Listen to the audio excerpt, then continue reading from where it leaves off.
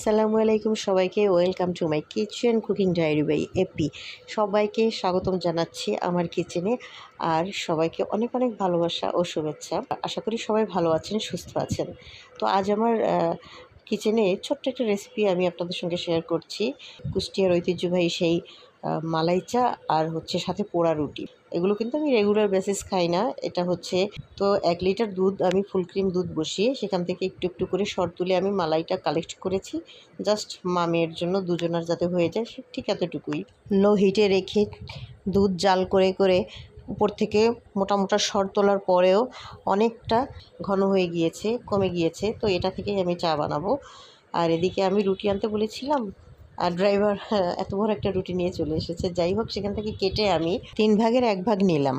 সেই 1 ভাগের মাঝ বরাবর চাকু দিয়ে কেটে আবার 2 ভাগ করে নিলাম। এখান থেকে এখন দেখুন সমান করে জাস্ট এরকমই একটু মোটাই থাকে। এই রুটিগুলো সাধারণত এরকম মোটাই করা হয়। তো এগুলো হচ্ছে চায়ের দোকানে যে রুটিগুলো আছে না, গোল রুটি, লম্বা রুটি, যাই হোক, সেগুলো দিয়ে করা যাবে, তবে পিস করা না, এরকম আস্ত থাকতে হবে। তো আমি এভাবে করে হচ্ছে ধীরে সুস্থে রুটির সব সাইডেই সুন্দর করে মধুটাকে ব্রাশ করে নিলাম। এভাবে প্রত্যেকটা জিনিসই ব্রাশ করে নিব। প্রথমে মধু দিলাম। অনেকে চিনি ইউজ করে, তবে সেই চিনিটা পরে দেয়। আর মধু ইউজ করলে মধুটা আগে দিতে হবে। যে এরকমভাবে আগে দিয়ে নিলাম। এগুলো বাসায় থাকলে রেডি করতে খুব একটা সময় লাগে না, তাড়াতাড়ি হয়ে যায়। কেউ মধু দিতে না চাইলে কনডেন্সড মিল্ক আর বাটার ব্রাশের পরে চিনি ছিটিয়ে দিতে পারেন। নিলাম, এরপরে দিলাম হচ্ছে কনডেন্সড মিল্ক। আপনি যে কোনো ব্র্যান্ডের কনডেন্সড মিল্কই দিতে পারেন, কনডেন্সড মিল্ক হলেই হলো। সেই ঠিক একইভাবে আর কি আমি সব পাশেই আবার একটু ব্রাশ করে নিলাম কনডেন্সড মিল্ক। এরপরে হচ্ছে বাটার দেবার পালা। তো বাটারটা কোনো একটা পেজ থেকে আমি হোমমেড বাটার নিয়েছিলাম। আমি আসলে বাটারের ঘ্রাণটা আমার অনেক পছন্দ, বাটার অনেক ভালোবাসি। মোটামুটি কিছুক্ষণ রুম টেম্পারেচারে রেখে তারপর দিবেন। স্মেলটাই আমার কাছে অনেক ভালো লাগে, যে বাটারটা যখন একটু চুলায় দেওয়া হয়, তো এর যে একটা সুন্দর ঘ্রাণ আর টেস্ট আমার আসলেই অনেক ভালো লাগে বাটার দিলে কোনো কিছুতে। তো আপনারা এই যে বাটারটা সুন্দর করে ব্রাশ করে নেবেন।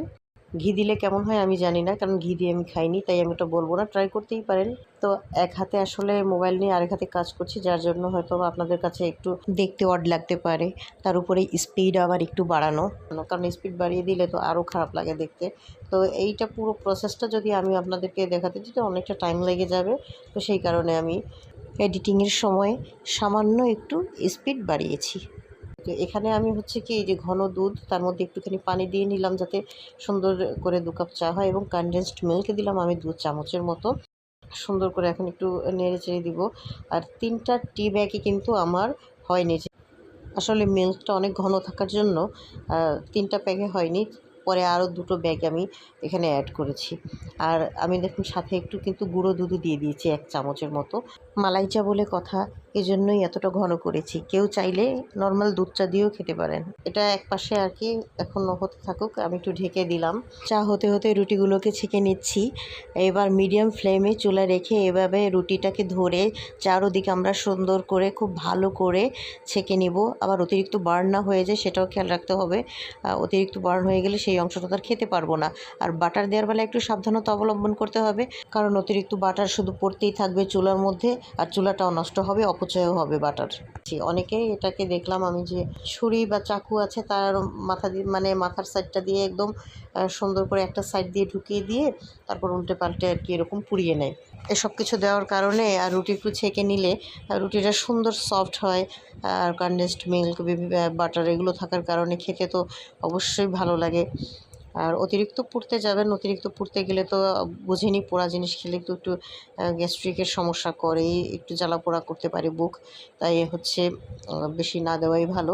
আমি কিন্তু লাস্ট মোমেন্টে দেখলেন যে আরও 2টো ব্যাগ অ্যাড করেছি। প্রথম 3টা আমি সরিয়ে ফেলেছিলাম, 2টো ব্যাগ অ্যাড করেছি। আপনারা চাইলে হচ্ছে লিকারটা আলাদা করে তৈরি করে তারপরেও এটার সঙ্গে অ্যাড করতে পারেন। যেহেতু দুধটা খুব ঘন এবং সরযুক্ত, আমি সেজন্য চাইনি যে এর মধ্যে চা পাতা দিয়ে সেইগুলোকে সেকে ফেলে দিতে।